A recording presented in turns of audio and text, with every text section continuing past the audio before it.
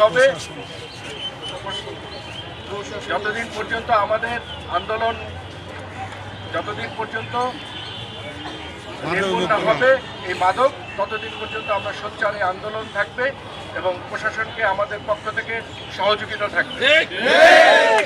এটা এদেশের সচেতন মানুষের এবং নাগরিকের চাওয়া মাদক মুক্ত, সুন্দর, সুস্থ একটি পরিবেশ এবং সোহরাওয়ার্দী উদ্যান আমাদের অন্যতম একটি ঢাকার ঐতিহ্য, যাকে মাদক মুক্ত রাখা একান্ত আমাদের দায়িত্ব।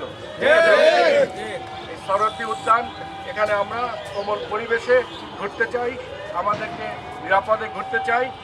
আমাদের স্বাস্থ্য এবং পরিবেশগত যে মান উন্নয়ন সোহরাওয়ার্দী উদ্যান ঐতিহ্যভাবে দিয়ে আসছে, সেটার প্রতি আমরা আরও বেশি গুরুত্ব সহকারে এটার প্রতি সচেতন থাকব।